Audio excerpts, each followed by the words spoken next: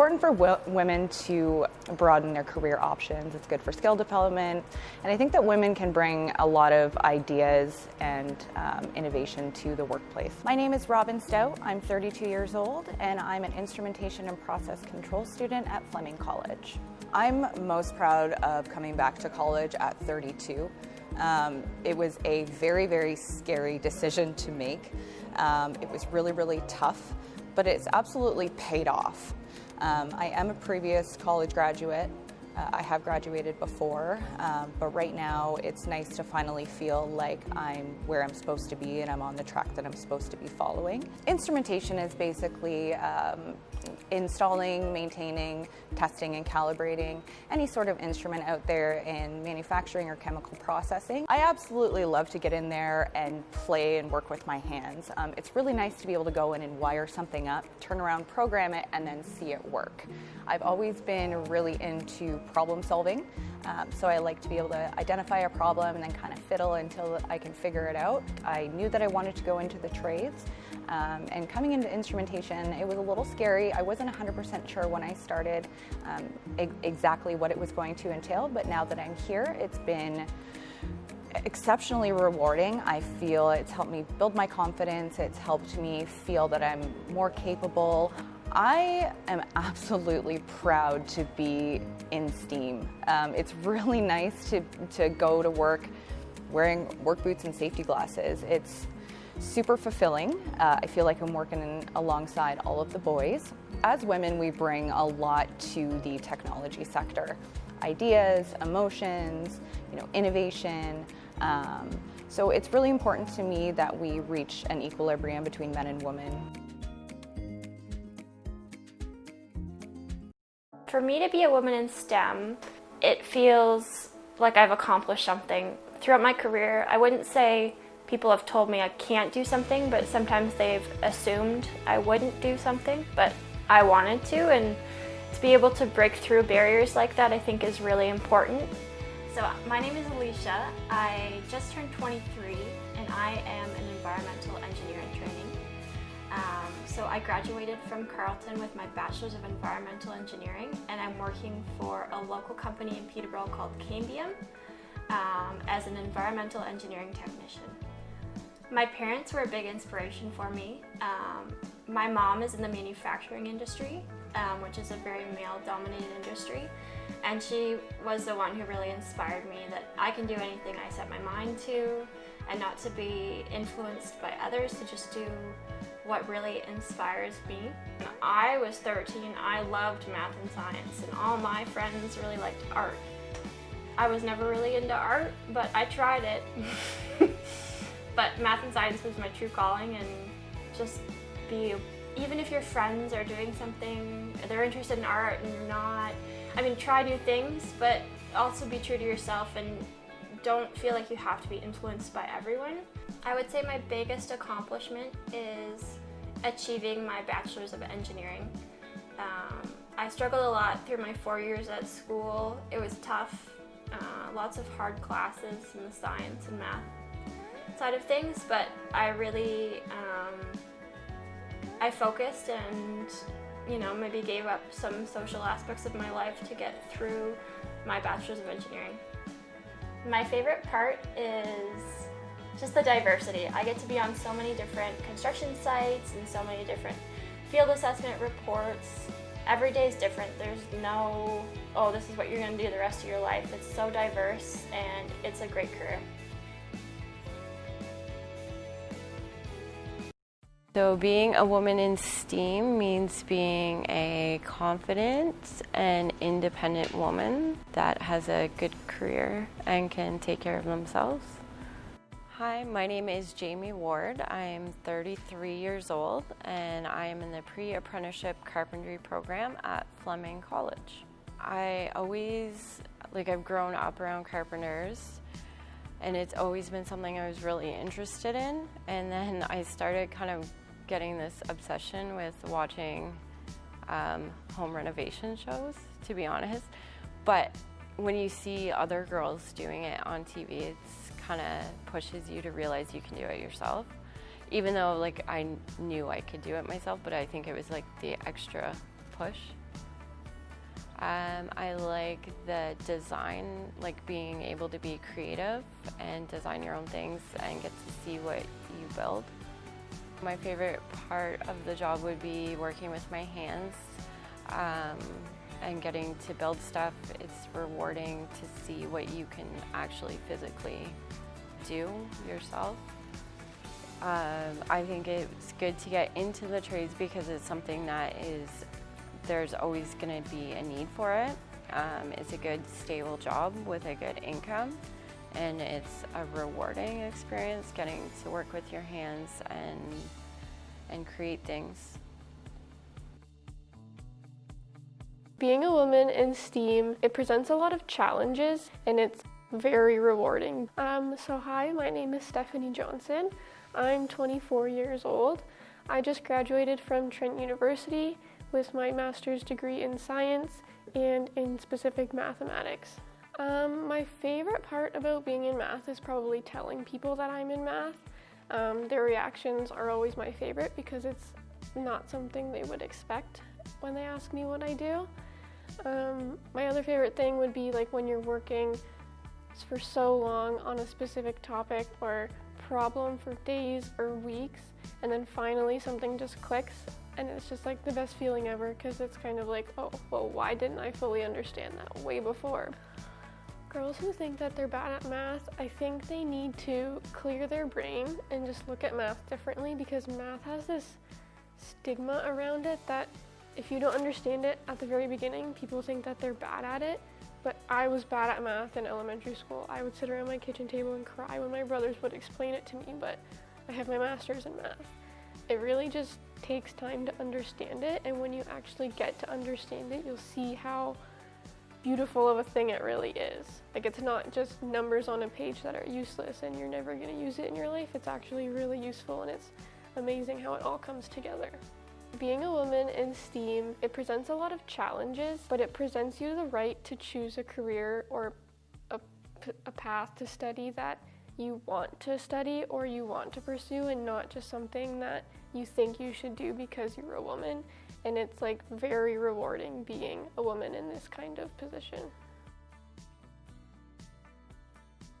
For me, I think it's important for younger girls and younger women to see what's out there, what they can do, and it doesn't have to be so mainstream in what you think you should be doing.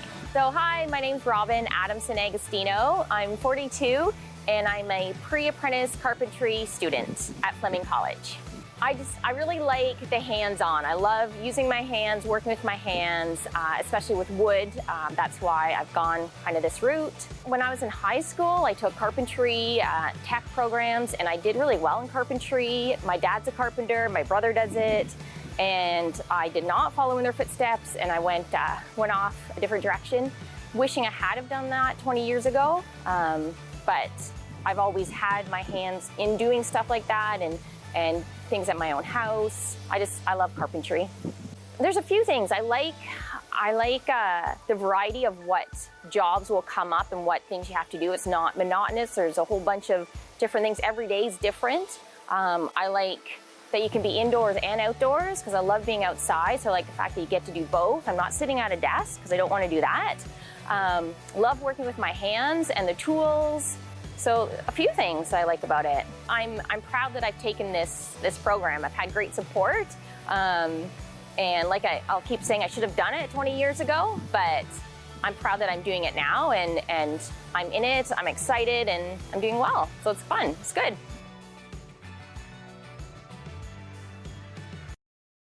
Being a woman in STEAM just means to me to bring a different perspective and just be a badass scientist. My name is Sandra Clementine-Guesson, and I'm 24 years old. I'm currently doing a PhD at Trent in aquatic ecology, so studying this. What inspired me to get into this field was when I was 10 years old. I was in class and watched this documentary about climate change effects on this planet, and I was just revolted. I was so mad to see that the adults had damaged our world so much. And I just wanted to do something about it. And so I decided I was going to save the planet. And I think you can save the planet too. Whether you decide to get into a STEAM field or not, you can, at your own scale, save this planet. To my 13-year-old self, I would tell myself to first be curious, to not hold too tight on my opinions or beliefs. It's particularly critical right now in this world where we're so divided, so polarized. People engage in debates where they're not actually ready to hear other people's opinions and perspectives, and they're just there to say their own. So just be open to hear a different perspective and change your mind too.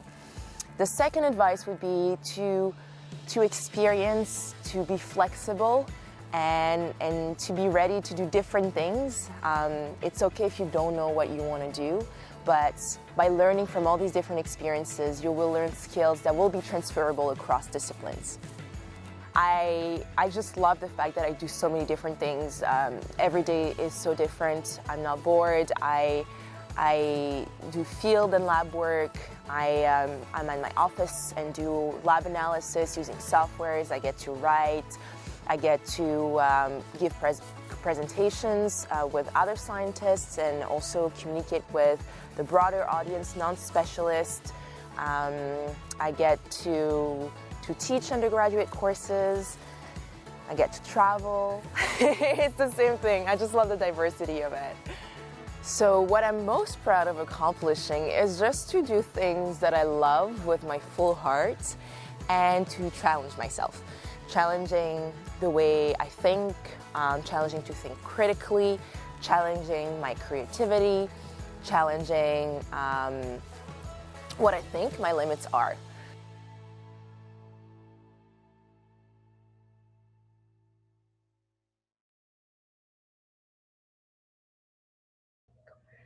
Okay, good morning, young girls in Peterborough. What a great morning it is here to welcome you at FemSTEAM PTBO STEAM Summit 2020. Today, I'm joining you from Trent University's campus here in Peterborough on the Otonabee River behind me. This is live, it's not virtual, but of course I'm virtual. We would have loved to host you here today, but hopefully we're going to give you a really good flavor of what Trent and of course Fleming have to offer for programming. Today we're here to talk about harnessing the power of education in STEM.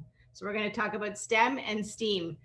At FemSTEAM PTBO, when we talk about STEM, we talk about science, technology, and trades, engineering and math.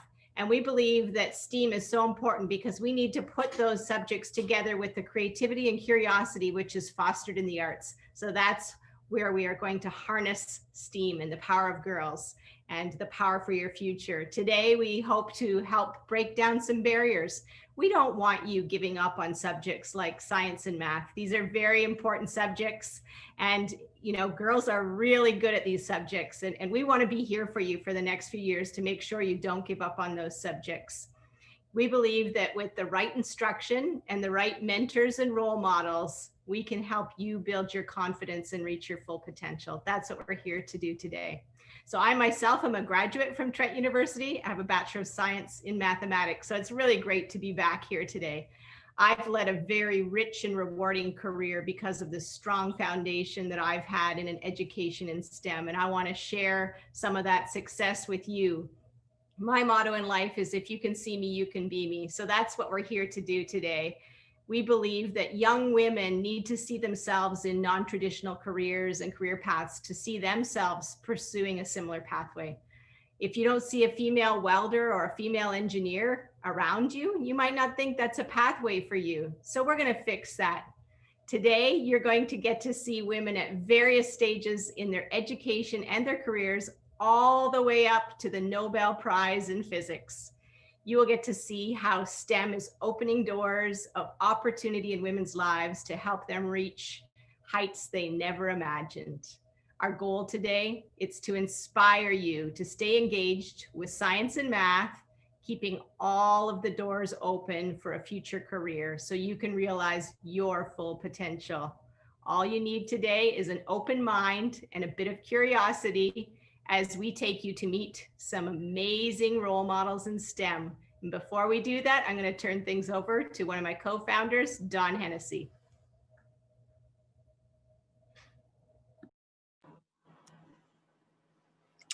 Good morning, everyone. Thank you, Rhonda. My name is Dawn Hennessy, and I'm so happy to be with you here on this Monday morning. What a great way to kick off the week. Behind me, I don't have the real river, but I do have a beautiful picture of the Peterborough Lift Lock. So we are greeting you from Peterborough, Ontario today. We're so happy you're here on this virtual field trip. And just so you know, we have students from across the area, and I'm going to talk to you about our agenda this morning. And while this has been focused on bringing more awareness to girls to pursue science, engineering, math, because traditionally they haven't been as well represented, we are so pleased to have everyone part of this: boys, girls, teachers, people from across the region who have an interest in this and who will be listening in later today as well for our keynote speaker. So welcome to everyone. We are inclusive and we want to bring awareness to a very important topic. So we'll be spending 2 hours together. You will have breakout rooms where you will be going with your teacher, and that information was previously provided.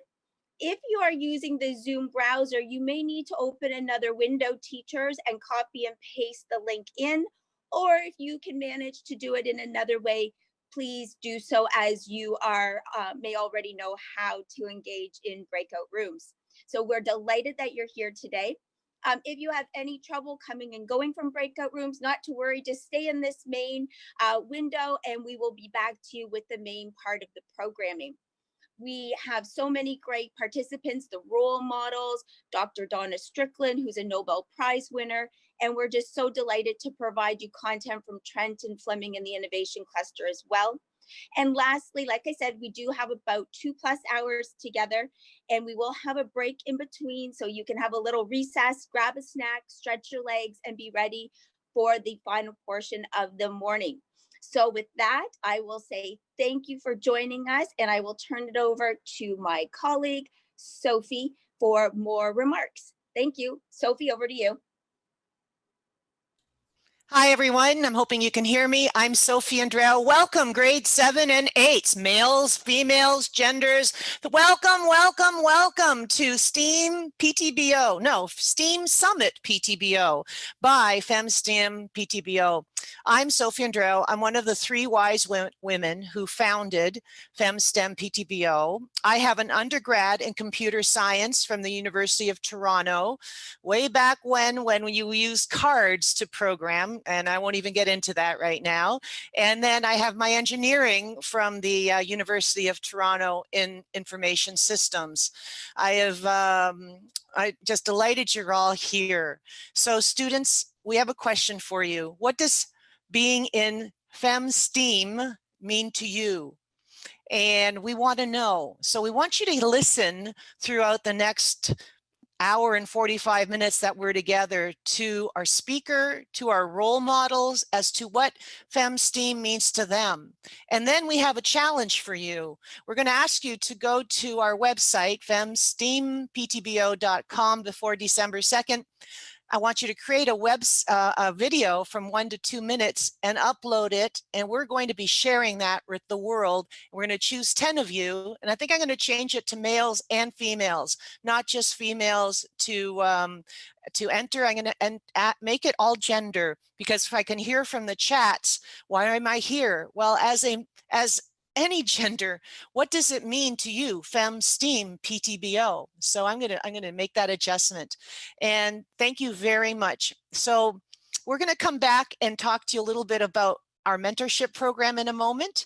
But for now, I would like to introduce a special welcome that we have for you from the Honorable Miriam Monsef. She is Canada's Minister for Women and Gender Equality, as well as Rural Economic Development, and she's a member of our Parliament for Peterborough and the Kawarthas. She's the first woman to be elected in the federal riding of Peterborough and the Kawarthas. So let's welcome Miriam. And Miriam, thank you for this intro. I'll be back in a second. Bonjour, Anin, salam alaikum. Hello from the House of Commons, your house, on traditional Algonquin territory here in Ottawa. I wish I could be part of this conversation with you, but I did want to send along all my very best wishes as you're about to hear from one of the most amazing women that Canada's known, Dr. Donna Strickland, a pioneer, a trailblazer, and if I may say, a badass woman. You are all coming together because a group of visionaries, including Rhonda Barnett and BDC, the wonderful team there, had a vision. And that vision is that Canada's better when there are more women and girls actively involved in fields that include math, technology, trades, and science. And I'm here to tell you, in this very difficult time, during a global pandemic, when we're questioning everything we knew and thinking about all the ways that we can build back better, while staying focused on issues like reconciliation, climate action, peace, and addressing poverty, you play a really important role. And having girls and women like you, part of STEM fields and STEAM fields, is going to make the difference between Canada being able to build back better and staying competitive. There are jobs, good paying jobs, where you get to make a world of difference waiting for you. I hope that you're able to get a lot of inspiration from the people you hear about today, from the amazing women you hear about today, and I hope that you are seriously considering pursuing a path that opens a world of possibilities for you. We're all here to cheer you on. We're here, we've got your back, and I also hope that you all stay safe and well. Your country needs you. Okay, welcome back, everybody. That was inspiring. Did you know that when Miriam first graduated from Trent, I happened to be her mentor? So I just can't believe, I'm just so proud of her. I have goosebumps. So would you like to meet your role models? Yes, you would. So did you know that each of the role models from today have agreed to become your FemSTEAM PTBO mentors? So I'm just going to share my screen for a second. And so teachers, we invite you to come to our website, femsteamptbo.com, and request a mentor for your curriculum based on whatever you might be teaching, which mentor you would require. So you're going to meet or request, and we'll make it happen for you. And also we'll be introducing a little bit more information at the end, Mentor Mondays to everybody. We invite you to come back here to the website 11 o'clock on the first Monday of every month at 11 o'clock, as I said, and to meet mentors. Just for an hour, we'll be live streaming from mentors. Okay, so without further ado, I am going to ask you to go to the breakout rooms. Good luck, and we look forward to seeing you back here in 10 minutes.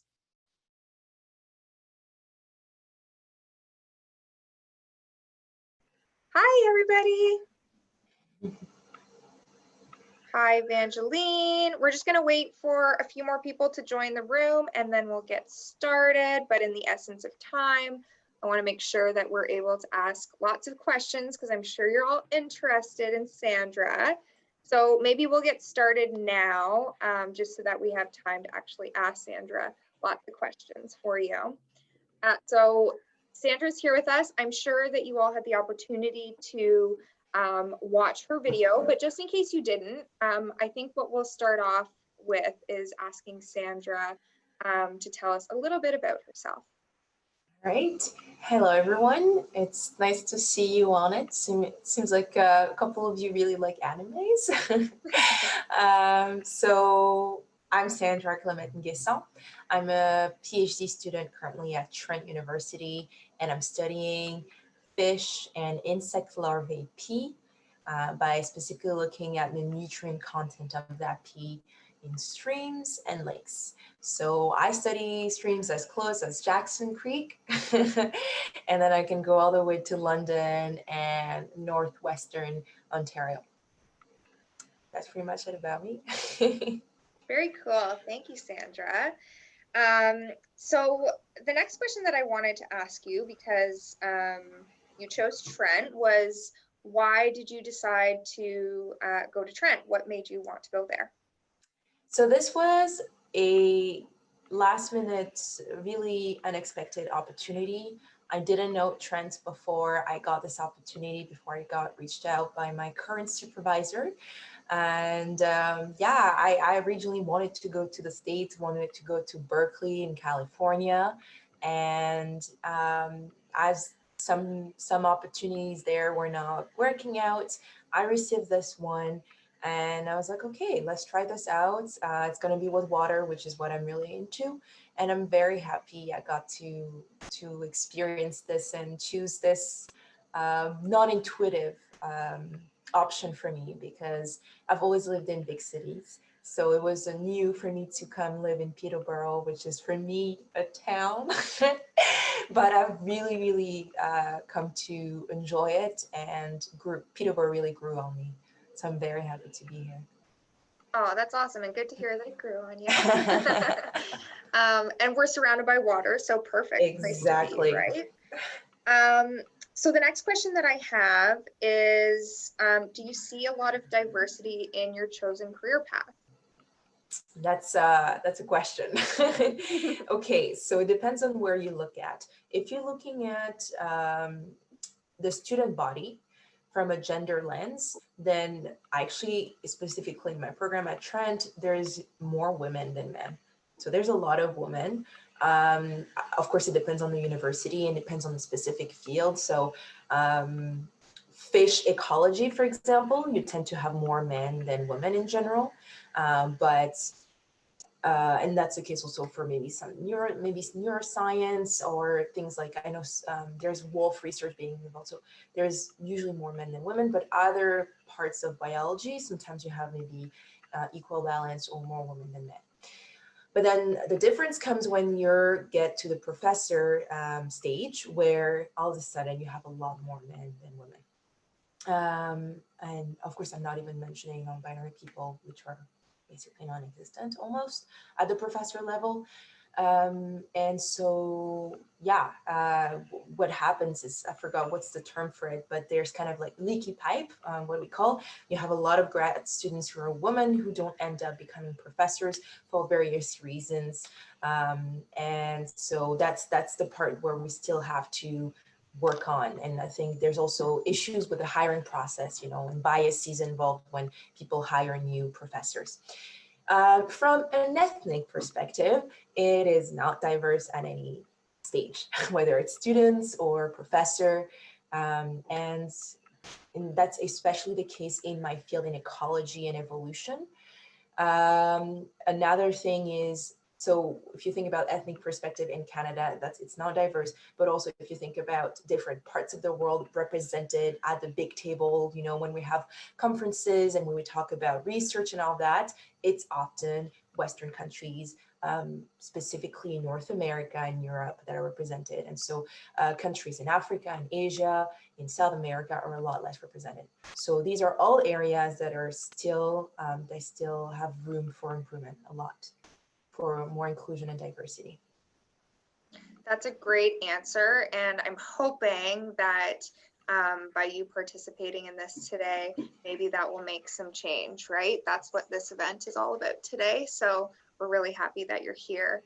Ooh, we had a question from one of the students asking, what is your favorite part of exploring nature and why? That's a great question. Yes, I like that. I love nature, and that's actually one of the triggers that got me to this field. One of the ways for me to deal with my emotions, for example, is to just go. I'm really close to Jackson Park, so just go to nature, just go to the park, go on a jog or whatnot. And so what I really love about it is just the peaceful nature of it, just being able to observe the natural environment around me, the different organisms interacting among themselves, just going about their life, brings me a lot of peace and joy. Just, of course, these habitats are heavily modified already by us humans, but having just a little glance of how their life looks like when we're not directly intervening is really beautiful for me, and just spurs a lot of questions and makes me feel very good. Great answer. And thanks for asking the question. And for everyone else that's here, please feel free to ask questions. That's why we're in these breakout rooms, so you can ask Sandra whatever you like. Okay, so the next question I have, is what is your favorite thing about the career path that you chose? So I kind of mentioned it in my video, but it's the diversity of it. I love the fact that I do so many different things. You know, I write, I do data analysis, I collect data in the field, I analyze the samples in the lab, I I speak at these kind of events or at conferences with scientists. I teach undergraduate courses, teach for fun. Just being in the university environment as well is very stimulating. You know, there's always talks, always presentations, always something for you to learn something new. And so that brings me to the second aspect, which is the fact that I'm walking into unknown territories, because research is really about learning something new and expanding our knowledge by testing things. And I find this so cool, you know, that I'm able to say, hey, I found this and this is very interesting and no one else has looked at it, or people have looked at it in a different way. So it feels like I'm contributing somehow to humanity. And I really love that. Man, you have such a cool job. Okay, the next question that I'm going to ask, and again, I just want to remind everyone, we have some time left, so if you want to input a question, feel free to. Ooh, we just had another one. What kind of things have you explored so far? So many things. So the way we work is project-based. So during my undergrad, I was able to already start doing some research. So I've looked at the movement behavior, the ability of fish to swim against current in Trinidad. That was in the Trinidadian guppy, which is a specific species that a lot of people buy for aquarium because the males are really colorful. I've looked at the conservation status of plant species here in Canada and how that relates to where they're positioned in their geographic range, because in Canada, given where we are, you have a lot of species that are at the end of their range because, you know, after like further up, it's way too cold for them. And so that brings really interesting situations for the species that tend to be more at risk, but that are also at the end of their range. So really, is it worth conserving them, or, you know, so there are different questions around this, and it's a really interesting topic to address at the federal level for policy purposes. So this is something else I looked at. Right now, I'm looking at fish and insect larvae pee in streams and lakes. And I'm also looking at the movement behavior around ground gobies. If you've heard of them, they're an invasive species here in the Great Lakes and the rivers around, and they do a lot of damage. That's a little snapshot. Yeah, that's great. Okay, so we had a lot more questions coming in. I think this one kind of goes together. So we got one from Gabrielle and Antoniella. I hope I said that correctly. What would you need to be able to qualify for your career, and how many years have you been studying? I think those ones go well together. Okay, so what you have to know is that I come from the French system. So I didn't go to school in Canada. I'm not from Canada. So in terms of courses that you have to take, I'm not super familiar with the system here. But the only thing I know is that we probably have to take, you know, biology courses and another science course. In my experience, we basically had 3 streams: science, social sciences, and social sciences or humanities. So I went for the science stream, where I basically did physics, math, biology, and chemistry, with other subjects too. So honestly, I recommend, if you're really into science, I recommend taking a lot of science classes, because it just gives you a good breadth, and other science subjects are also interesting. I do a lot of chemistry in my work, for example, so it's nice that I have also this chemistry background. And then how many years of studies? Essentially, after university, after high school, I finished at 18. Right now I'm 24. So post high school, it's been 6 years that I've been studying, and I'm doing a PhD right now, and I'm hoping to be done in 3 years. So that would mean a total of 9 years after high school. Of course, if I finish on time. So PhD is 4 to 5 years, depending on the context. going back, it's after high school, you have 4 years for undergrad, then you do 2 years of master's, and then you do 4 years of PhD, or you can do 1 year of master's and 4 years of PhD, which is what I did. I basically transferred from my master's to my PhD here at Trent University. So there's that option as well. Cool. Wow, you're going to be in school for a really long time. But it's good though, right? So what are you hoping to, I'm making up this question on the fly because I'm curious. What are you hoping to do then when you're finished your PhD? Good question. So I've been really into water. Water is essential for life, as you know. And so as I'm also working on the North American Great Lakes, I think I would love to study the African Great Lakes too, because this is where I'm from. So I grew up mostly in Africa, in different countries in Africa, and I would love to be able to contribute to research there as well, and especially bring, talking about diversity, bridge the gap between North American researchers and African researchers, European researchers, so that everyone is around the table and contributes to this big conversation. So probably after this, I'm going to do a postdoctoral study, which is kind of like your first job, but you're not an actual professor yet. So that's 2 to 4 years. And after that, I would love to be a professor, either work in an NGO or in academia in university, or for a consulting firm. We'll see. Awesome. Thanks, Sandra. That's so exciting. I'm excited for you. Thank you. So we just got a notification to go back to the main room. So I just want to thank Sandra for her time and energy and for answering all the questions so well. And I hope you're all inspired, because I certainly am. And we will see you all back in the main room shortly. Bye, everybody. Thanks a lot. Thanks for your questions.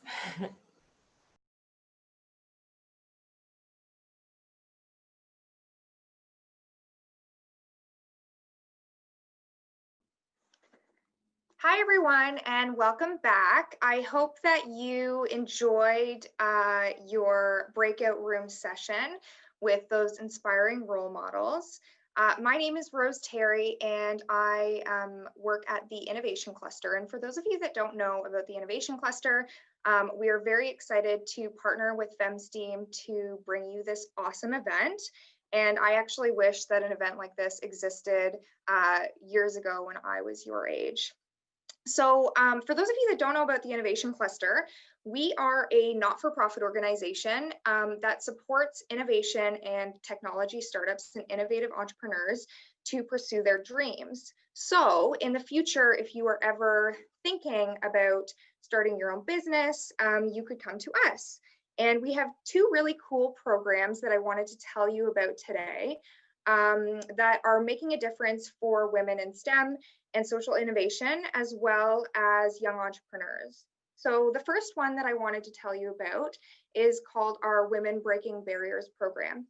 It's for female founders in STEM and social innovation, and it's a 6-month accelerator program that fast tracks your company at absolutely no charge to you, which is pretty cool.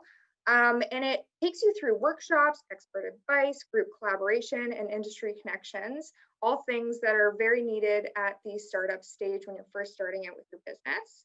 And one thing that is really cool about this program that makes a big difference for these female founders is that it gives them the opportunity to pitch for angel investment at the end of the 6 months, kind of like Dragon's Den, if you've ever seen that show, or Shark Tank. Why is this program so important? Well, statistics show that only 6% of tech companies have a female CEO, and unfortunately, only 4% of venture capital funding goes toward women-led companies, and female founders who are women of color get less than 1% of venture capital each year.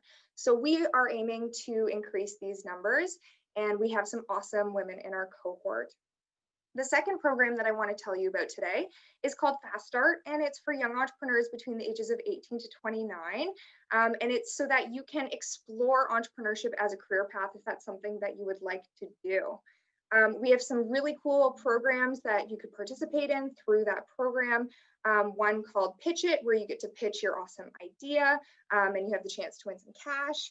We also have Cubs Lair, where you can actually pitch your real business idea to win prizes and cash. And then we also have a really cool program called Camp Startup, which is where we take 20 successful applicants out into the wilderness to participate in a startup boot camp. And we have lots of fun with them there. So hopefully when COVID has lifted, we'll be able to participate with that again. But we want to let you know that if you have innovative ideas, if that's something that you want to pursue, those kinds of supports exist, and you can come to us if that's something that you're looking to do. And I wanted to let all of you know as well, we have a lot of awesome events and things like that, and workshops that are open to the public. So feel free to follow us on social media. We're on Twitter, Instagram, Facebook, all the good stuff. And you can stay tuned there. So I hope you're enjoying your morning so far and feeling inspired. Next, I would like to introduce Katie. She's the Enrollment Advisor and Recruitment and Admissions for Trent University. Katie. If you just took a breath and said, wow, welcome to Trent University's Peterborough campus, the perfect place for you to live, learn, and be inspired. And welcome to our virtual tour. Think of this as your guide to all things Trent. Students tell us that the natural beauty of our campus is one of their favorite things about studying at Trent in Peterborough, and we agree, it's pretty spectacular. It's not unusual to see students and even faculty and staff stopping in their tracks to take in the stunning 360-degree panoramic view from the Ferry-on Bridge. I mean, what's not to love? Architecturally stunning buildings and sweeping riverside views combined with state-of-the-art facilities, lecture halls, labs, friendly faces, it's all right here. As one of Canada's greenest campuses, Trent also offers incredible opportunities to connect not only with nature through experiential learning and our vibrant student life, but also with downtown business, NGOs, and startups. It's the perfect balance between nature and innovation, no matter what program you choose. And what a choice you have. Here at Ontario's #1 undergraduate university, a title we've held proudly for 9 consecutive years, you can challenge the way you think in any of our renowned programs that span the arts, sciences, social sciences, as well as professional programs. At Trent, we pride ourselves on the personal, purposeful, and transformative learning environment we offer to all students. Discover Trent and discover a truly transformative student experience.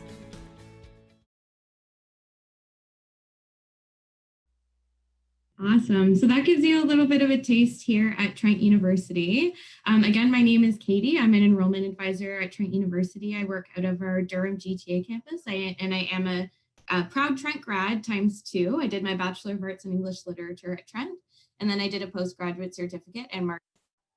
So this is very close to my heart as an aspiring entrepreneur, and very excited to see a group of young folks that are real change makers in society. And that's the tone I want to take today when you're considering university education is, as you folks as change makers, it's so crucial to see a program, a university or college program that really suits you to make a change in the world, because this generation of young thinkers are really focused on finding gaps in society where they can fill and make our world a better place. And you can certainly do that with university education to challenge the way you think, like we do here at Trent University.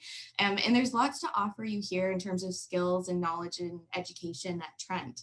And we want to see you changing your communities. And I think a really unique thing here at Trent University, for many of you that are local, is being able to learn and live in a community where you're able to take the skills that you gain from the classroom and really put them out into the world and the community, to make the community that you're living in, that you've perhaps grown up in, even better. So we see that in lots of different programs of getting your hands dirty here at Trent University.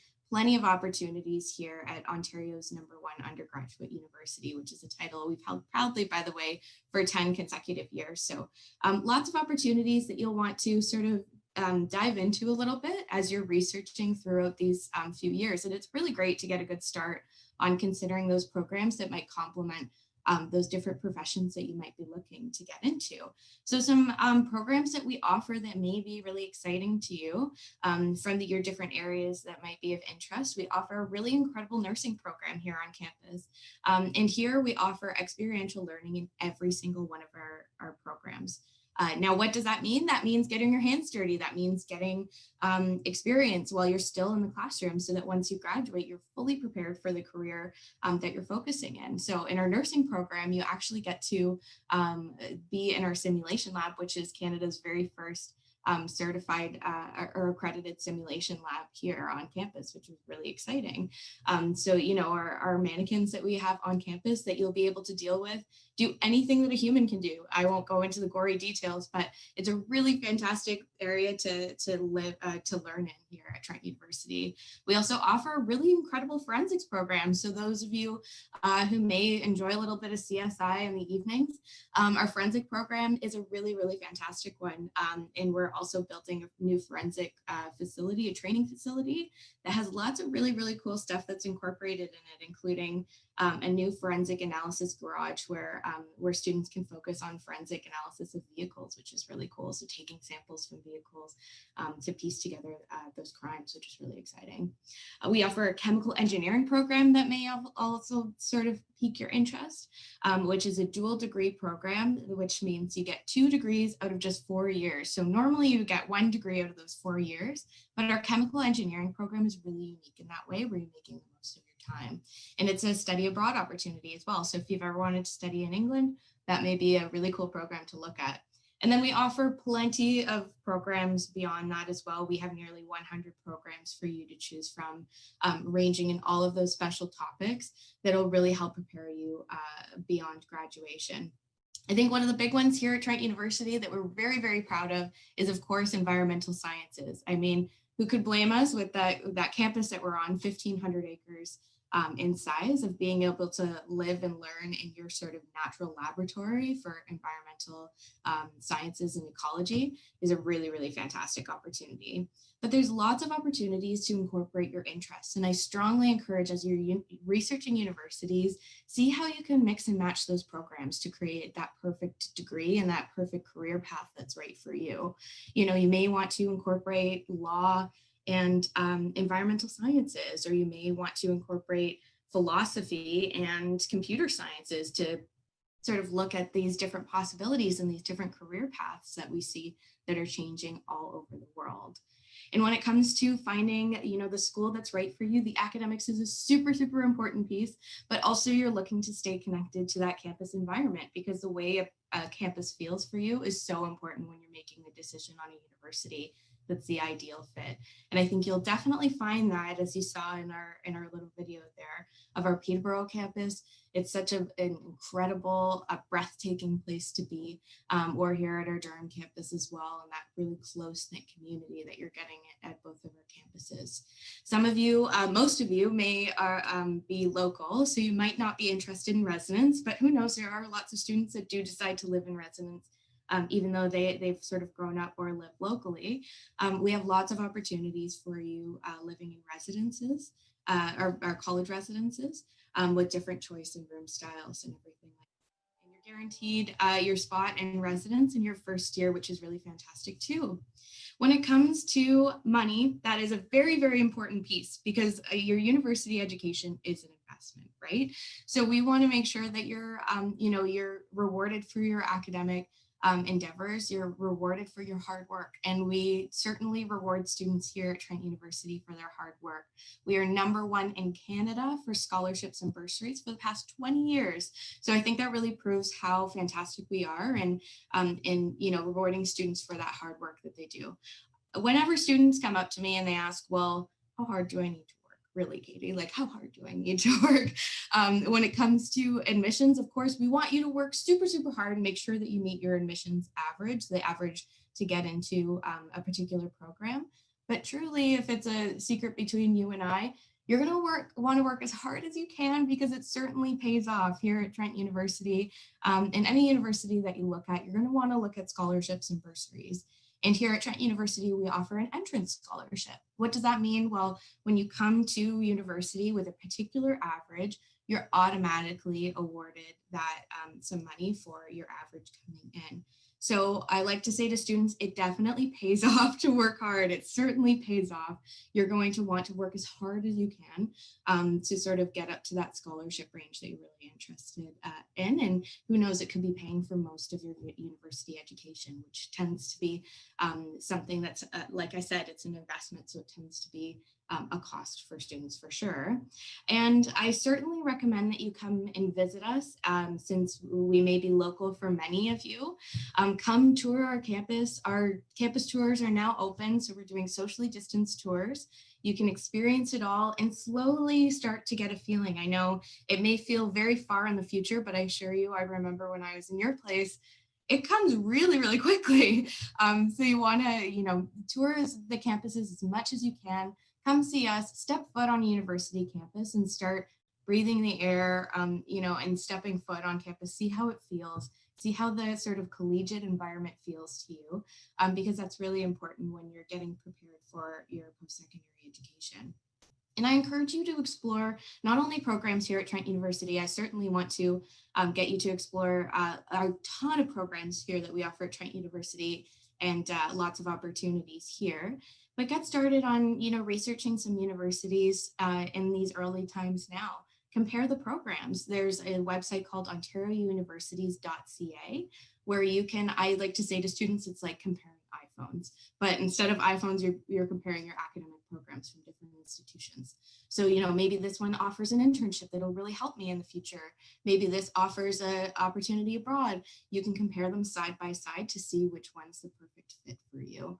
So I'm going to include lots of details in the chat to get to know lots of details about Trent University and certainly research programs as well. So thank you very much for your time today. I really appreciate it, and best of luck on the rest of the day with the rest of the speakers. Take care.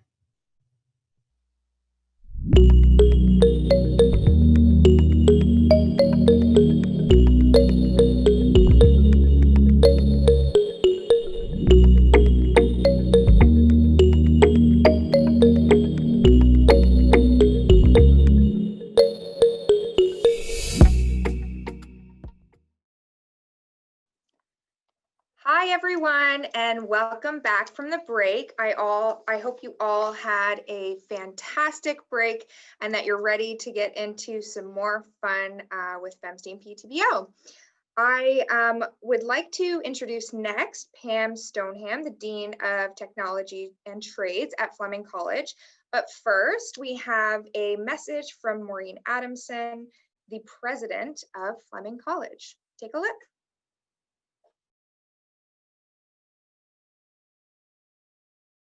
Hello, and welcome to FemSTEAM PTBO. I'm Maureen Adamson, president of Fleming College. I actually grew up in Peterborough, and I enrolled in the business school here at Fleming, and I went on to get my master's in business, and now I'm doing my PhD at the University of Toronto. My beginning at Fleming has led to wonderful things, and so will yours. To help you create your own post-secondary path, we've designed our programs and support services to equip you with the necessary skills and training to keep you agile and safe in this ever-changing world, and to set you up for success, your own success, as you pursue your passions. Whether you attend the Sutherland campus in Peterborough, the Frost campus in Lindsay, or the Haliburton campus in Haliburton, there are a wide range of STEAM opportunities for you to choose from. Our small class sizes are led by dedicated faculty, and at Fleming, you'll make friendships and safe connections that will last a lifetime. Make sure you visit our website at flemingcollege.ca and browse all of the potential program pathways. Enjoy your morning.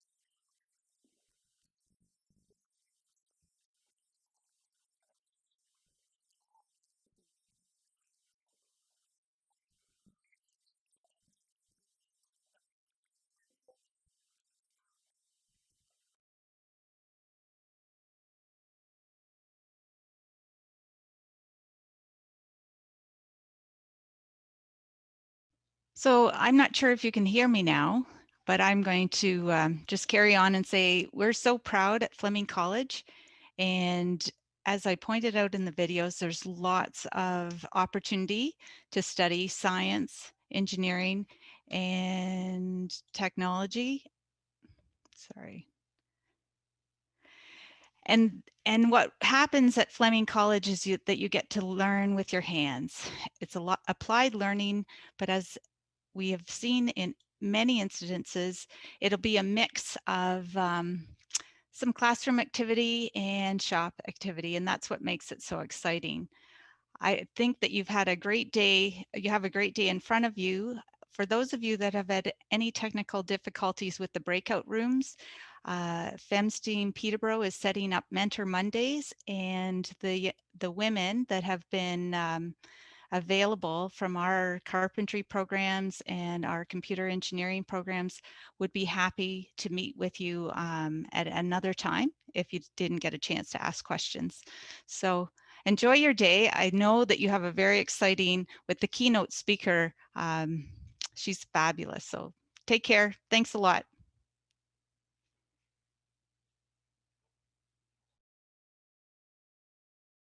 So welcome everybody to our breakout room with Jamie. And I am so excited that this is working out. We're recording it, and Jamie has volunteered to be one of our mentors as well. So you can always join us or try and request Jamie to come to one of your classes by going to our website and femsteamptbo.com and requesting Jamie. And as well, Mentor Mondays, the first Monday of every month, we're going to have a different mentor speak to you at 11 o'clock.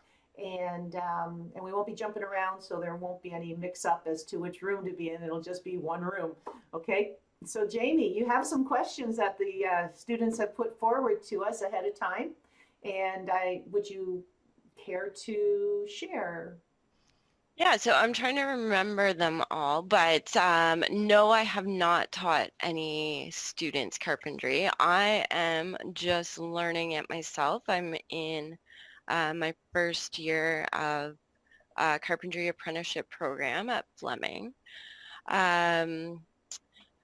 Just to kind of give you guys a history, I'm 33, so I went to school when I was out of high school. I took hospitality. It wasn't my thing, so this is kind of a second career for me. So that's kind of my, I guess, biggest advice to you guys as you're going. Don't just pick something because you think you should or because you think your friend should.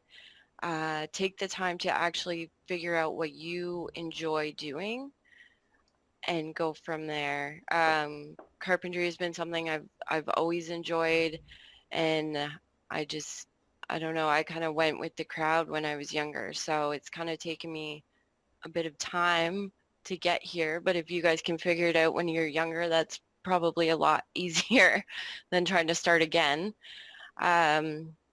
I'm trying to remember all the questions, So Sophie, true, though, sorry. Jamie? I know I started off in economics because my mom wanted me to go into economics. I didn't know what economics was, but I love computers. I love doing things with my hands and seeing an instant, kind of reaction on impact of what I do, and it just worked for me. Yeah, another question was, do you have any role models? I would say my biggest role model is definitely my parents. Both of my parents have always really pushed me to work hard, to do what I enjoy, to just live my life for me. And my mom is definitely a huge role model for me. As I'm getting older, I'm kind of realizing my mom was right all those years when I thought she wasn't.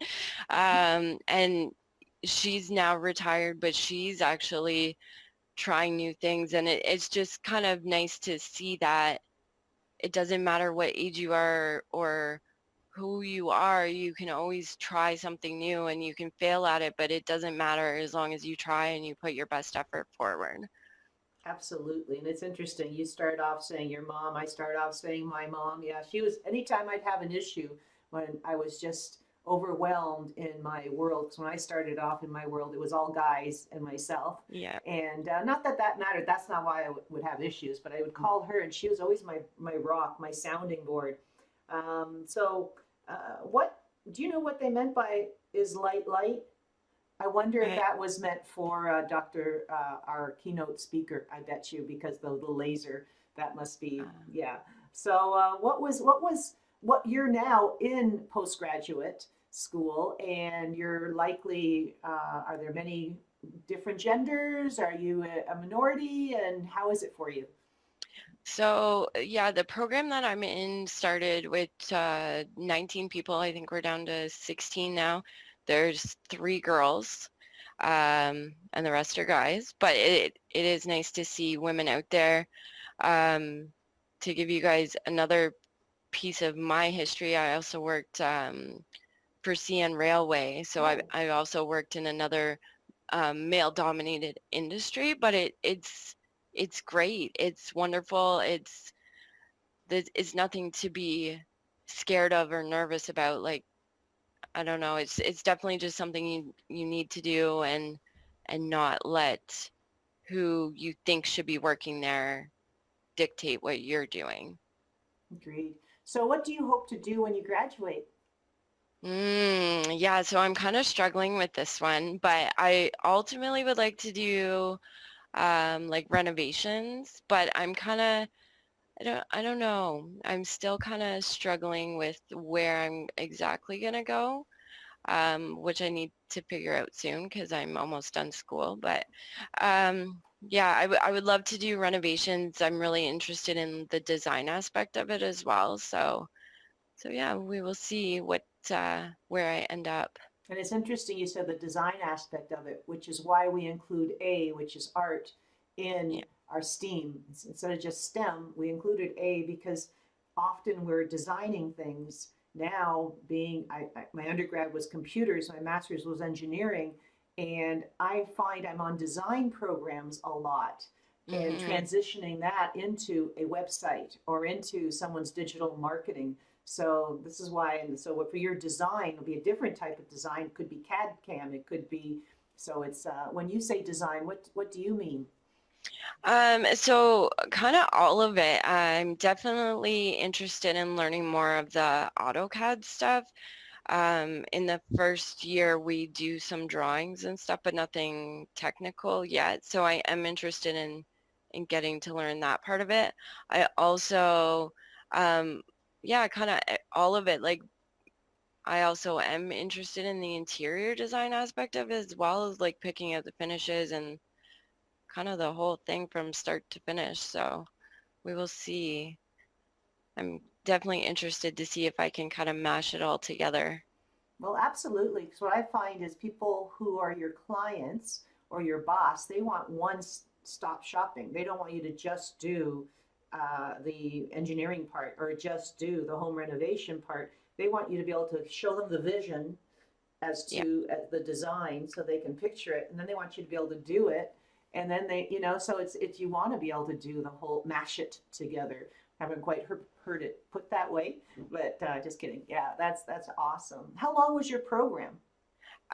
So this program is a pre-apprenticeship program. It's 20, so we're doing 20 weeks in school, and then we go into an 8 to 12 week apprenticeship. And at the end of that, you're a level 1 carpenter. And if you're lucky, you can get signed on with the company you did your apprenticeship with and keep working towards your level 2. Nice. So yeah, it's a pretty quick program actually, which is nice. That's exciting. So are you originally from Peterborough and you went to Fleming? You're elsewhere? No. Yeah. I'm from Roseneath area, so not too far. I went to Loyalist when I was younger, but yeah, I'm definitely enjoying Fleming for sure. It's a Okay, great so school. now it looks like we are supposed, thank you, Jamie, and thank you everyone for your questions. I appreciate them. Oh, you can't see my screen because it's in my white thing. There it is. So we're supposed to have a message here from Mike saying to return to the main room. Yeah, but I'm not sure how to get there. So I think if you just click leave room at the, oh, there you go. There we go. There's your 1 minute okay, timer. There's our 1 minute. So leave breakout room. So do you guys all see that? Do you see that then? I do. Okay. One little bit of advice to you guys, just kind of talking about the mashing up things. Anytime you can bring more than one skill to a job, this program we also did plumbing and welding. Anytime you can bring more than one experience to a job, that's definitely great. So get as much schooling and learning as you can in. That makes so much sense. You're absolutely right. Because when I come into a client, I can bring in my digital marketing, but because I worked for a large organization, Bell Canada, for so many years, I facilitated multiple jobs with multiple disciplines, so I can help manage all of any. Yeah, totally true. Okay, breakout room. Thank you, everyone. 3. Thanks, Jamie.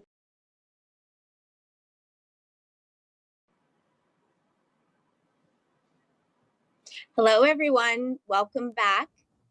I hope you all enjoyed your breakout room, and we appreciate your patience as we worked through a few technical glitches, but overall, we're so delighted in today's event and happy to continue with the information and presentations today. And with that, it's my pleasure to welcome Dr. Leo Gork, President of Trent University. He brings a lot of experience to our community and is a great asset. So with that, I will turn it over to you. Thank you. Thank you so much. Hold on 1 second here. Thank you so much, Dawn. Good morning, everyone. Great to be here to say hello. I will say my screen is Trent University in February, so we don't have that much snow at this point, but I'm sure it's coming soon. I'm really delighted to be able to say hello today. I will tell you that I think of the FemSTEAM event today as an event that celebrates 3 things. First, it celebrates STEAM, and for the students, I will repeat what I hope you already know, that STEAM stands for science, technology, engineering, arts, and math. Secondly, we're celebrating women in STEAM. And I think that's a very important thing to do, especially in the current circumstances where women are entering STEAM in much greater numbers than before and being tremendously successful at doing so. Thirdly, I want to say we're celebrating one person in particular, and that is Dr. Donna Strickland, who's a professor in the Department of Physics and Astronomy at the University of Waterloo. As you perhaps know, in 2018, she's a recipient of the Nobel Prize in Physics for groundbreaking work on laser techniques, work that has led to important advances in medicine, in eye surgery, and in manufacturing. For students that are listening, I do want to emphasize that the Nobel Prizes are generally regarded as the most prestigious science prizes in the world, kind of like the Academy Awards, only better. Even more than Donna's accomplishments, I'd ask you to remember that our speaker was at one point just like you, a student who had a love of learning and a passion for science and physics. And I think we all want you to think of her as a role model, and you too can follow in the direction that she pursued. In a normal year, I would be saying hi to you at Trent University. I will say that it's regrettable that I can't show you around to the exciting labs and the work that is being done in science and math at the university. I hope you will join us another time post-COVID, maybe later this year, maybe next year, so that you will get a chance to experience that. I want to finish my remarks by saying that there are 2 other important women joining us, and I want to note them. One is Rhonda Barnett, Rhonda Barnett is, I'm proud to say, once a student in computing science and math at Trent University. Today, she's the co-founder of FemSTEAM Peterborough and president of AVIT Manufacturing, which is all about approachable, visionary, integrated technology. Recently, the Government of Canada asked her to represent the manufacturing sector for the entire country as chair of the Advanced Manufacturing Economic Table and as a director for Next Generation Manufacturing Canada. Lastly, I'd like you to introduce Dr. Kathy Bruce, who I guess I'll say we're especially proud of. She's one of our own. Kathy is the Vice President of Research and Innovation at Trent University, which means that she oversees all the research that goes on at Trent. She's also, I'm going to put it this way, Kathy, quite famous as an educator and researcher, in particular for her work on teaching mathematics. She probably had a role in designing the curriculum that you've been taking in mathematics. So if you get a chance, you could probably ask her about that. So welcome, everyone. Great to be able to join you. I'm looking forward to hearing what Donna has to say. And now I'm going to pass the mic over to Kathy. Thank you very much, Leo, and welcome everyone. And welcome, Dr. Strickland. We are honored to have you here with us today. Donna, we're going to get right started into this chat with you.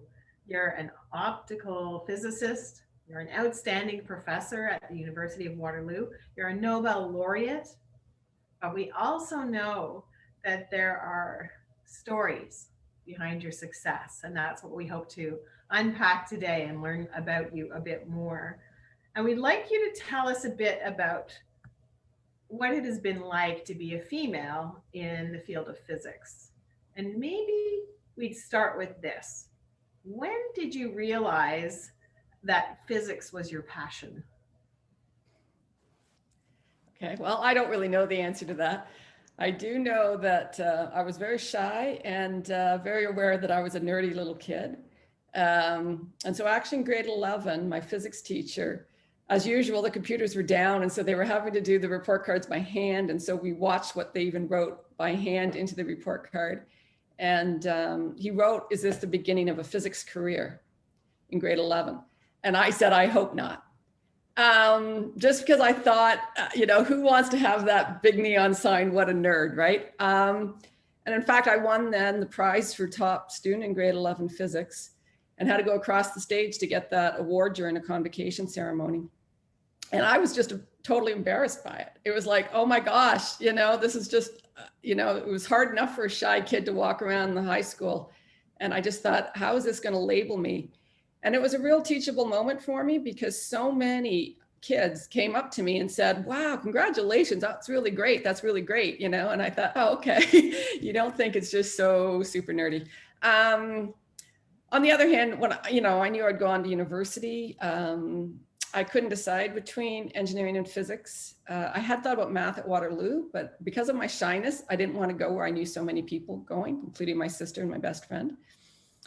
And my dad's an engineer. So if you look at most people who become engineers, it is because their parent is an engineer. I think it's changing now, but in my day, you didn't even know what it was. If my dad had not been an engineer, I wouldn't have known that the career even existed. And so, but I always thought physics was more fun, but engineering was more stable. And McMaster offered a program in engineering physics. And I went, oh, that just sounds like me. I read about the engineering physics program, and one stream of it was optics and lasers and electro-optics. And I went, oh, that sounds like so much fun. Who wouldn't want to do that? So off I went and haven't turned back. Wonderful. Let's dig into that a little bit. Can you tell me a little bit about that shyness that you've expressed?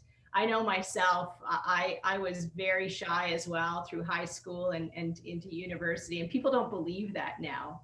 They think that's not possible. And I'm sure the young kids today are looking at you and saying, that's not possible. But I think we know that a lot of young girls that are really good in math and science tend to be shy. So what can you say about your own experience about how you've built up your own confidence, kind of as a message to the young girls and boys? We have young boys watching as well today, to help them build their confidence. Well, I would say it was true. I mean, the nerdy boys, I think, were the same as me. It's not, I also think it's different. I've watched my daughter go through high school. Now here in Waterloo, it's different than maybe other places because we have the Perimeter Institute and everything that Michael Azarita started here. And so in Waterloo, physics is cool. And so she said she never felt like, because she was good at math and physics, that wasn't a cool thing to do. It's sort of prized here. So that's nice to see that we can change those things. My mom was always worried about me being so shy. As a little kid, I wasn't at all. And just as I grew up, became more and more introverted and really wanted to wear really bland clothes and everything else just to sort of stay in the background. But I also knew, maybe because my mother kept harping on it, that it was no way to live, right? And that's sort of why I decided that I would make the break from high school. When I went to university, I thought if I go to a university where I don't have my best friends going, none of my close friends were going there. I just thought, okay, I'll have to break out. And, I really lucked out at university. I roomed with a woman, girl, whatever. And we were so different in everything. And it really helped me come out of my shell. It also helped me. She actually suffered from homesickness more than I did. I was ready to get out and see the big world. And I just thought, you've got everything. Why are you not, and I just thought, okay, it's everybody that feels this way. And once you realize that everybody sort of feels this way, it opens up a little bit more. Yeah. Maybe I'd like to understand a little bit more about that period in your life, and if you maybe had role models. Like, what was it like to build your confidence? Obviously, as you gained knowledge in the subject matter and you were successful, you became more confident. But did you have significant role models through your education period that helped you build that confidence and kind of put yourself out there a little bit? Well, my main role model was my mother. My mother was, she was the top student in her school, but it was a tiny village. So, small school. And so she was very proud of that. But she always wished, she was convinced as a woman not to go into math and science at university. Now, I have to say, she and her sister were probably two of the only females from their village farm. She grew up on a farm and went to university from the town, right? Her brother stayed on the farm and the two girls went to university. So that was rare. So in my day, it was even rare to have a mother with a university degree.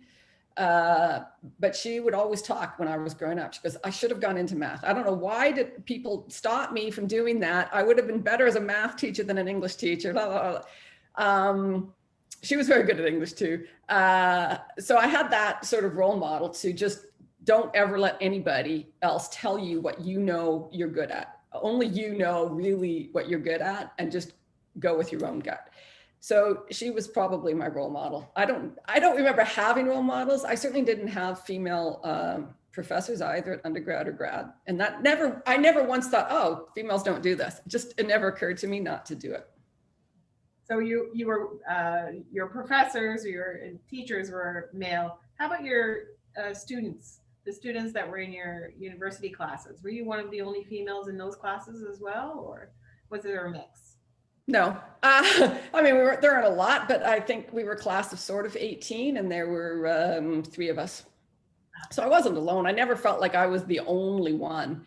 But I also say, I always felt like I was a little bit special, right? And I think maybe as a shy person, I kind of like that automatic, I get to be special for not doing anything. And so I never minded being one of the few women. It's a nice way to think about it. Yeah. Maybe you could talk about some of the harder obstacles that you faced. The only one that I've had to face, and this is true for most female scientists of my day, it'll be less and less true as we go on, is that most female scientists end up marrying male scientists just because we don't have to look very hard, right? All around us is nothing but men. And so how far away do we have to look? Whereas the male scientists have to leave the lab because there's just only so many women to go around. So this is why it's been more of a women's thing than a male thing in science, is that we end up having the two career, problem. And science careers are not very mobile, right? They're not lots and lots of science jobs. I think that's changing, which is why I think people should go into the field. But certainly it used to be mostly we did academic jobs, and there's only so many professors that are needed in the world. And so this has been the big problem. I moved right across the country. First year I was married. I mean, right after the honeymoon, boom, I moved by myself to California, and my husband was in New Jersey. And then after a year of that seemed silly. And I sort of gave up on my career track. I took a job as a member of technical staff instead of a faculty job at Princeton. And so I could be with my husband in New Jersey. I will say that he's now followed me and been sort of stuck up here for 20 some years. He keeps going, when's it my turn? So you get the really good, safe job like I've got, and I'll follow you. So I've been very lucky in my partner. I mean, I chose a great partner who's, and he has been waving my flag definitely more than anyone since I won the Nobel. So that's the first thing you have to do, is find a partner in life. Probably helps a lot. But that's been the only stumbling block, is that it's very hard to find. And I think nowadays, again, universities have woken up to this and are trying to do more for hiring the two faculty at a time. But other than that, I never had any problems. So what does this then translate to telling the young people listening today about what it takes to be successful as a woman in a STEM career? You've talked about a partnership, a strong partnership, and I do believe that's vital. What are sort of some of the other things that you've really, through your career, understood are really important things so that you can be successful in your career? What do you need around you, the people around you, the things around you to be successful? Well, first, I think the one advantage I had is that I always had a pretty good understanding of who I was, right? Even when I was shy and when I wasn't, and what to do about it. But I also knew that I was not good at very many things, but I was good at math and physics, right? And so in some ways, I used to look at my friends who got to choose between law school and a PhD in physics, and I went, if you're so good at everything, how do you ever make choices? I never had to worry about that, okay? I was really only good at math and physics. And I knew that inside, right? And so no one can take that away from you. If you really know it and own it, you can't lose it. It was grade 11 when it was sort of a group project. It was my last history class. And this is really bad. Do not listen to me, students, because you should love all learning. But really writing essays was just like, oh. And I sort of sat back and go, phew, I'm done my last thing for any kind of history course I have to do. And the history teacher said, well, what are you going to do?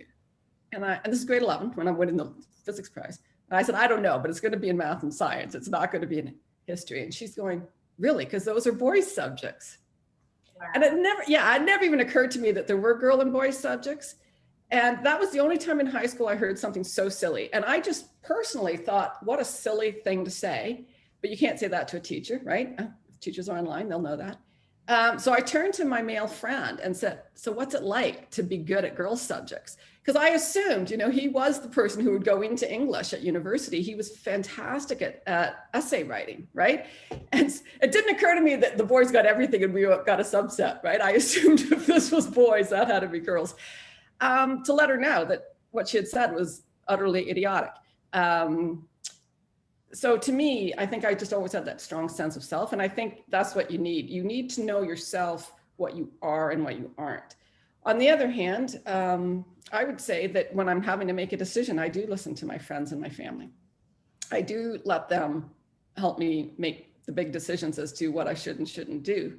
Because you want to know that you're somewhat making good decisions always. But nobody could tell me not to do certain things. I very clearly in my head, I knew what I was good at, what I was aiming for. Before we get into talking about the Nobel Prize, which is, what we'd love to hear about, can you give us an idea? You're very active now in academia. You went to school over 30 years ago. So, let's say 30, talking about that period. What's it like now at Waterloo, at other institutions in this physics, engineering, math realm, what's it like for women? Do you see a difference between when you were a student and the students that you're teaching right now? Yeah, I mean, certainly I think there's far more females. I would say, you know, when we talk about women in STEM, when I go to university graduations, which I have for the last 20 years, it's all women. I mean, I swear, and this is a science graduation, 75% are women. So I think for all this talk about bringing women in, we have to soon start going, where are the boys? I mean, we have to worry about where are the boys. You finally see a line of men lining up and you think, oh, finally physics is coming down the road. And I have, and I shouldn't say it, but sometimes I think, sometimes you maybe just have to leave physics for men because that's all they've got. So, because otherwise, you know, optometry here at Waterloo is mostly women. It's even, I think now 50% female faculty. So it is totally changing. I would also say that in my day, it's probably because I was so good at physics and math that I couldn't be talked out of it. And I would say that most of the women that I met as undergrads were near the top of the class, not at the bottom of the class. Now that I'm teaching, I think that I fail the same percentage of women as I fail the men. So I think that says that we're letting everybody in, right? The people that can come and the people that maybe have to struggle harder to make it through. But that does say that people are feeling open about trying. And that's where we want to be. I think you make a very interesting point about the lost generation of males in sciences, and it's something we need to pay attention to. That's right. We're not paying, I don't think we're paying enough attention to it. You know, we do have to make sure, we want to be 50-50. We don't want to be, as we swing everything, it's always a pendulum, and we seem to always have to like swing way over here. And I mean, there's still a few standout things like physics and sort of the more physical types of engineering are still male dominated, but you know, there may be just reasons for that. I don't know. Psychological reasons. I don't know. Let's turn to the Nobel Prize. Okay. You know, for most of us, we couldn't possibly imagine what that would be like. And one way to talk about it, I just think would be really interesting. First of all, you were the third woman in history to have won that prize in physics. I'm the first person to see the next woman win. Yes. Yes. Because of the closeness in the years. Otherwise, it was always over 50 years between them. Yeah. Right. So it is changing. Tell us about the moment when you found out that you had won the Nobel Prize. Yes, I mean, it is pretty exciting. It's also pretty surreal because it's one of those that you can't really believe. I mean, there are all kinds of very bright, very hardworking scientists, and very few of us get to win. So, I mean, there's a lot of luck involved in this whole thing too. But you do get the phone call if you're in the East, so where you are in Trent, you would get the call at 5 in the morning because it is always 11 o'clock, I think, Swedish time. And so the phone rings. We have grown children living somewhere else. They're back living with us now, but they were living somewhere else. It's a panic. I mean, you get called in the middle of the night. I'm not an early riser. I'm not up at 5 in the morning. So, but my husband, you know, hands you the phone going, they're asking for Professor Strickland. And even then you think, fire in the lab. And then they said, please stay online for an important call from Sweden. At that point, I'm like hanging on to my husband going, it's October 2nd, it's 5 in the morning, and it's a call from Sweden. I think it's the Nobel Prize. And then they don't come back on the line. And 15 minutes I waited because as I said, I am a rule follower.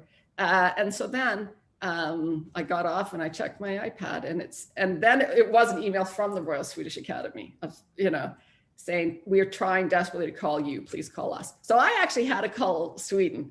And then it's sort of the surprise is gone because you know sort of what it is. And I called Sweden and they told me. So, and then I just, like, nobody really does know what it is to win, but your life completely changes on that dime. I mean, and in particular that day was just one of those that you're just sort of walking through in a fog, wondering what's happening to you the whole day through.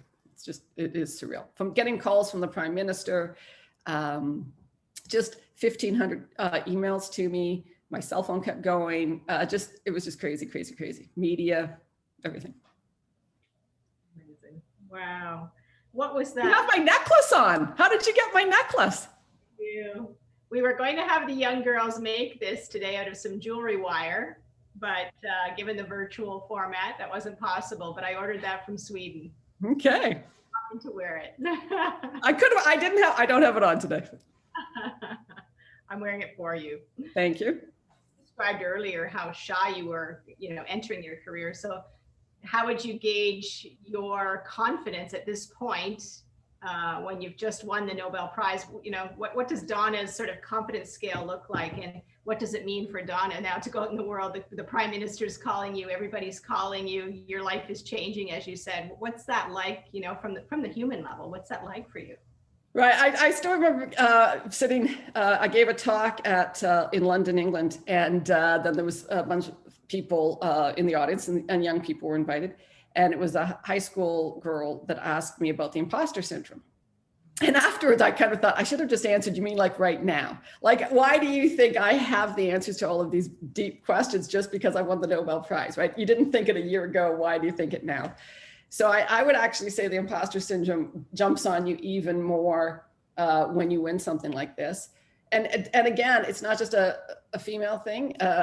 There is this lovely event called the Nobel Lindau meeting, where they bring 500 students from around the world. And I think we had 30, some of us physics Nobel laureates at this event. And so the first dinner, which was, the students were somewhere else and just the laureates were there with the hosts. But so I sit down with another Nobel laureate, and the first thing he says to me, he goes, okay, I am the stupidest person in the room. I went, you and me both, let's just hang together. So, I mean, I think that is just the way so many of us feel. It's like, it's put on you, and all of a sudden people look at you like you must be so smart, and you're left going, I'm only as smart as I was yesterday. I can't be all of a sudden so much smarter. And so I do sort of feel like, not now when it's COVID, but when I was going around the world, I sort of felt like I had to put on the Nobel hat and play the character of the Nobel Prize winner. So it is a weird feeling. Yeah, thank you for being so honest about that. I think there's a lot of young people on the call today, on the video today, that would really resonate with that. So that's really important to share. You never get rid of the imposter syndrome. I don't know that I like the name, because I don't think I'm a fake. I just think it's a healthy dose of self-doubt. Yeah. I mean, yeah, the people are looking at you more. Let's turn now to the students that are on the line today. So we have grade 7 and 8 girls and boys today listening in to what you're saying. And you've made some comments, point well taken, about the representation in pure science is more highly rated for girls in terms of participation. But we know in the rest, the TEM, that we have work to do on engaging more young girls. And obviously we have young boys on the phone, and we have to engage those young boys in the science, the pure science aspect. So, what do you have to say to the young people today that are listening to get them excited about, future pathways in STEM? Well, when I've thought about, why is it that women don't want to do these things, and yet women went into medicine? Now, some people say it's because we're more caring, blah, blah, blah, blah. I have a cousin who's a male nurse, so I don't buy that at all. I think, he has terrific bedside manner. But I kind of think that it's because the physics and engineering, as I said, you don't even know engineering exists if you don't have a parent that's one. I think it's a society thing. I think when society benefits these careers, that women will flock to them as much as boys flock to them, right? It's sort of an oddball. Physics was just for those oddball people who really liked physics. People didn't even go into physics because they saw a career ahead of it. It was just, they really loved physics. So I kind of think that when we get to be a more and more high-tech society, and it doesn't matter if it's AI or if it's robotics that are doing the manufacturing for, somebody has to build the robotics. And we will be more and more needing physics and math and engineering type people. And so we want to encourage boys, girls, everybody to consider it. I think what's great is that so many of the high-tech, so many of our billionaires these days are high-tech moguls, right? And so when you see that kind of spin on it, I think people start to go, oh, this would be a really great thing to do. Now, we're not all going to become billionaires any more than we're all going to become Nobel laureates. So you don't want to go into any field based on that. But I think the more society values it, you will see that boys and girls flock to it because that's what we do. I haven't quite figured out why. It seems to me that every other high school student thinks they're going to go on into business. I don't remember that many people wanting to flock to business in my day. So the business crowd has really gotten their act together and decided you just don't know how cool it is to be in business. So we in the science and engineering field have to get out there and talk more about how cool and fun it is. I think the Big Bang Theory TV show did a heck of a lot for physics, even though it made us look as nerdy and unsocial as they could, at least did it funny and brought it to the forefront, right? Most TV shows are about medical doctors and lawyers, and somehow they're the only ones who are exciting, you know? And possibly the business people that the lawyers are dealing with, you know, makes that seem exciting. So I don't know if we can get it into the media more. One of the big, really exciting events for me that I got to go to in the past year was called Starmus. And it is co-organized by Brian May of the group Queen, right? And so the lead guitarist of Queen also has a PhD in physics. And so he's very much about bringing physics to the masses. And so he has this lovely, lovely program every year or two, I don't know, maybe every 2 years. And he brings Apollo astronauts. So I got to meet people that landed on the moon, which is too cool. He brings his musician friends and they put on this huge concert, right?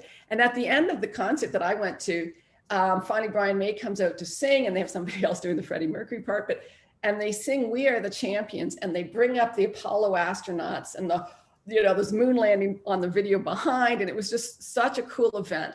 And there was, I don't know, thousands in the audience, and it's just a way. And I think we have to, I love the fact that Brian May is doing that. I don't know how many more people we can get in the arts to work with us, but I think we need to do that just to showcase how much fun it is to do. And then we'll see people flock. And when society likes it, I think women will come. That's such a brilliant example of STEAM. And one of the things that FemSTEAM is really trying to encourage is understanding the innovation and creativity that comes from the arts and lends so much to STEM as you're describing in that event. And the other thing I'm trying to drive right now is photonics for environmental measurement and monitoring. All right, and so we're trying to work with the government to see if we can get something Canadian to do that and be part of this global network that that's forming now. But again, one of the things that comes out is that the scientists aren't going to make the policies, right? That's up to our public servants. But the public servants aren't necessarily science trained. And so we need to be able to have much more discussions that way too, so that the importance of science is understood by our policymakers, but our policymakers are only going to do what society wants. So again, scientists and everybody have to get together so we can talk about these issues, not as a campaign thing and not partisan and not any of these things, but just have big, wide open discussions. And certainly Chile I went to a great program in Chile, and they brought leaders from around the world in science, arts, and policymaking, and just had this big open discussion about the importance of science. And I just thought that was great. Donna, we're coming to a close, I think. And I wonder if you might want to finish by saying something to the grade 7 and 8 participants today. Speaking directly to them, what kind of message would you like to leave them with today? I think you want to always try to look inside and see what makes you tick. I think you want to know what things that you really want to do and what you really find fun. Even though I talk about society pushing certain things, I think that you do your best job if you do something you really want to do. So don't listen to other people to say this is a good route for you or that's a good route for you based on society. Figure out what the good route is for you personally, and then see how that fits into society. But always follow your own path, because I think you'll do your best job. And what we all need is everybody out there doing their best job. Thank you so much. Wonderful. Now we're going to go into a little bit of a Q&A with some of the young people listening today. I think we have 2 young girls that have sort of gathered up the questions. Ahead of today, we had 50 classrooms around the county watch your video and watch a few of the YouTubes related to your technology. And I think the kids have come up with some interesting questions. So I'm hoping that Reese Hennessy is coming up now. Is Reese here to ask the first question? Let's see. She's in a classroom today, so her teacher will have to get her online. I might just, while she's coming up, I do have the questions here. So until I see her, and Reese, as soon as you come on, do speak. There's probably a dozen questions here, and they're almost all related to lasers. We didn't actually talk about your technology today. We talked about women in science and your achievements. All of the students have watched a couple of your videos to see what this technology is. So the first question that's here is, what do lasers do? That's a nice basic one. Maybe you can start with that until we see Reese. What do lasers do? Yeah, so obviously I'm being lit up one side from the window and one side by the light bulb here. And so normal light is great at sending light in all directions and sending all colors in all directions. And that's why we use it to light ourselves up, because it shines all the colors that we see. A laser, on the other hand, is something that actually really directs a beam in a certain direction. It will have usually a certain color, although I'm a short pulse person, so we have all the colors too, but it's a short, you're able to direct it. Because all of the light is working together, it's a giant wave, and so it's much more intense.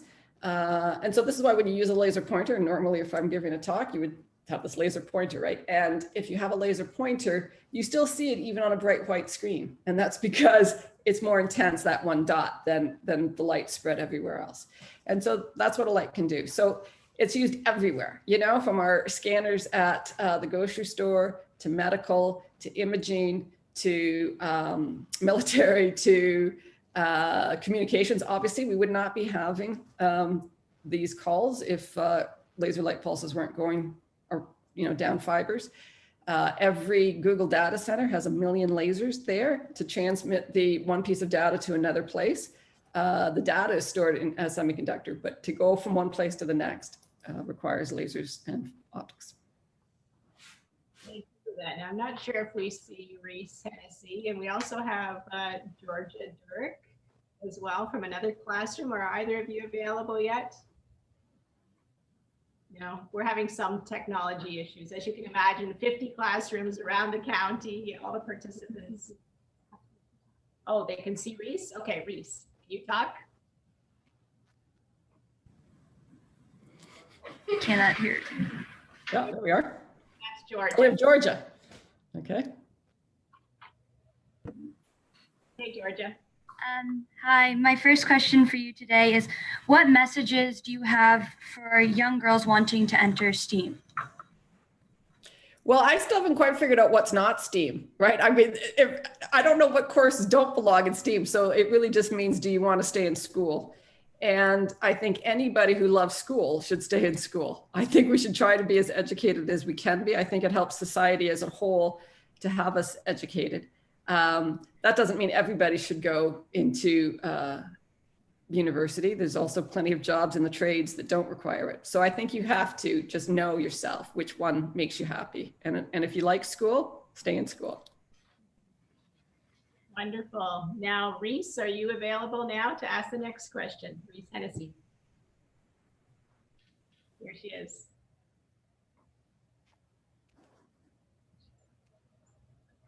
Oh, we can't hear you, Reese. Your audio isn't working.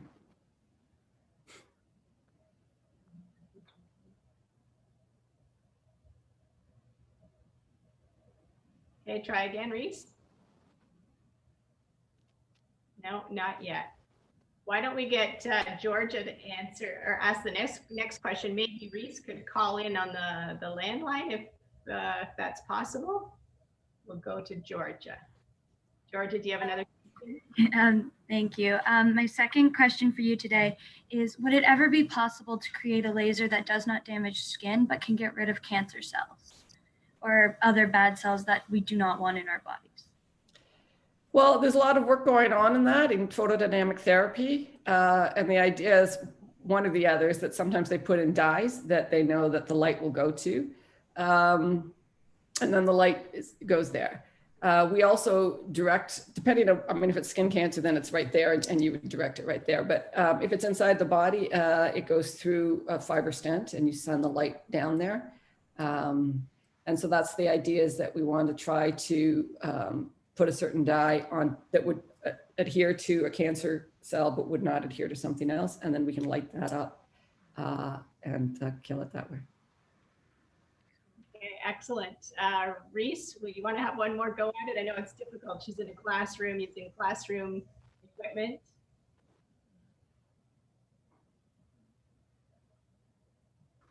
We still can't hear you, sweetheart.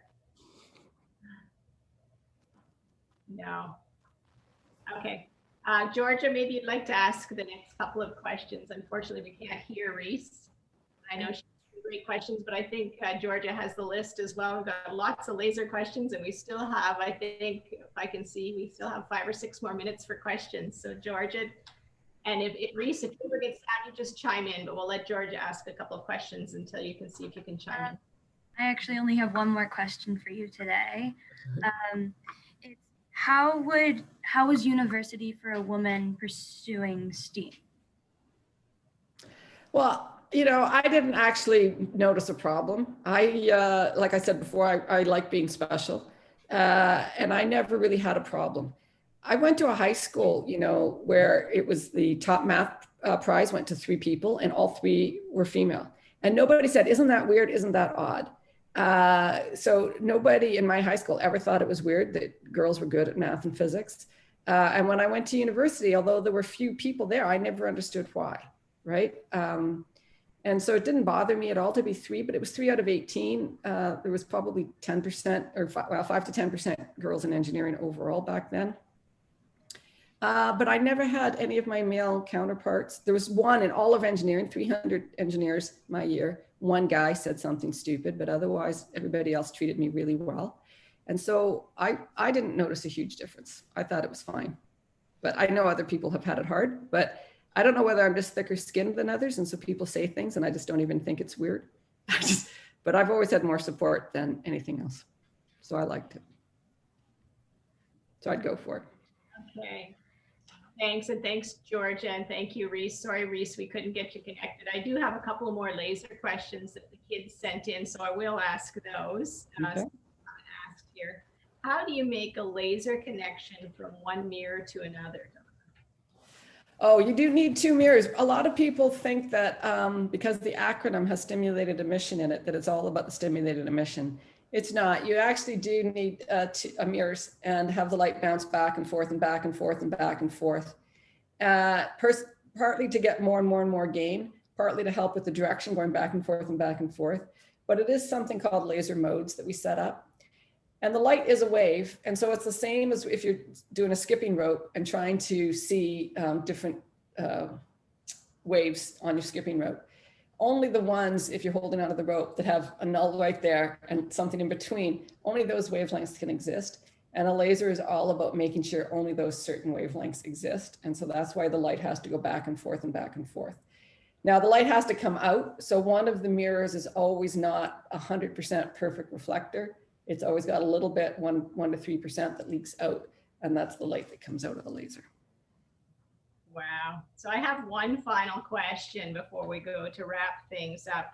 So there's a bunch of girls and boys wrote in and said, you know, all the possible things that you could have focused on and studied for your career, why lasers? Why did you pick lasers? Well, of course, it's hard to understand when you're young is that lasers were not around when I was a kid. Now you can buy them at a dollar store, right? They're cat toys, they're everything. They're in your CD players or what have you. But in my day, I did get to see one as a 10-year-old in a museum, right, at the Ontario Science Centre, but they weren't seen. And so it was probably still like almost science fiction to think you were studying about lasers. It was just coming online that we had Northern Telecom at that time, before it became Nortel, before it busted.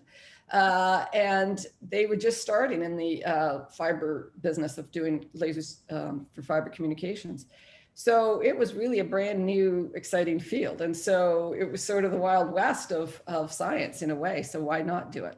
So that's why. It was just really exciting in those days. I still think it's exciting, but more so in those days. Thank you so much, Dr. Strickland, for your time today. On behalf of all of the participants in the 50 classes that have joined us today, on behalf of Rhonda and I and Dr. Groark and all of the many organizers of this event, we can't thank you enough for your time and your honesty and your candor. It's been a real pleasure to hear from you. Thank you very much for having me. Good luck to all the students.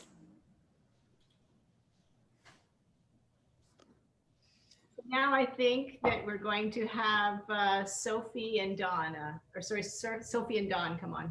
Well, welcome back, everybody. Thank you. That was phenomenal for our first Mentor Monday. Oh my goodness, have we hit it out of the ballpark with a mentor, Dawn, or what, right? So what I wanted to do was thank everybody. Welcome back. And I encourage you to come back. I'm hoping you can see my screen right now. And this is the website. And like we said at the very beginning, we have a competition. We encourage you to come to our website and create a creative video on what FemSTEAM means to you. And you're going to end up scrolling down here and entering it. And I'm going to make this eligible to all humans that happen to be in grade 7 or 8 in the Peterborough area, not just females, all humans, and because we want to know what it means to everybody. And then we're going to showcase that, share that, and we're going to choose 10 as winners. And then I encourage the teachers to come back to our mentor page. And what you're going to find is that so today is the first Monday of November. So the first Monday of December, we will have a role model who is now turned mentor speaking with you. And that's going to happen right here on the website. We're going to have you come here at 11 o'clock and you'll be able to see our Mentor Monday, first Monday at 11 a.m. And if you'd like to request a mentor to come into your into your school, just click on the mentor, see the one that makes sense for your curriculum, click on the email, and we will be able to make that happen. So I think that's all I wanted to share. And I'm going to stop sharing my screen. Dawn is going to wrap it up. Thank you, Sophie. That was great. So we wanted to thank you all for being here today. And I have a very few special thank yous to hand out today. First, to our steering committee, you will learn more about them on our website. These are people in the community that came together when this idea for FemSTEAM PTBO was just a twinkle in our eye. And we thank you for your ongoing support to putting together this awareness program. To all our partners at the Innovation Cluster, thank you to Rose and Kate and Mike and all the staff who made this event possible in this virtual platform. It was our second annual summit, but our first doing it virtually. So we've learned a lot. We hope you have too by listening to our speakers and the presentations today. To your teachers and the school boards, thank you so much for all of your participation and work. There's so many people behind the scenes who have made this possible this morning. To the production crew who did the video of our role models, to the role models themselves, thank you for providing inspiration. To all of the students that have been here today and will continue to visit the website and see your content. To Trent University and Fleming College, thank you for all of your support and participation, and certainly get in touch with them at your convenience for a future tour when we're all able to do so. Also to the provincial and federal governments, not only for the words that were spoken earlier today, but also for providing grants to ensure that there is more awareness and opportunities for those who wish to go into STEAM. To Dr. Donna Strickland and her team for coming online today and sharing more information and her story. It's wonderful and inspirational. To my co-founders, Rhonda and Sophie, who have just made this passion project of ours so great. And to all the students on the line, we have a motto at FemSTEAM PTBO: if you can see me, you can be me. Well, in this case, we see you and want you to be all that you can be. Thank you. Have a great day. Please check back on the website and social channels for more information. Have a great day. Bye now.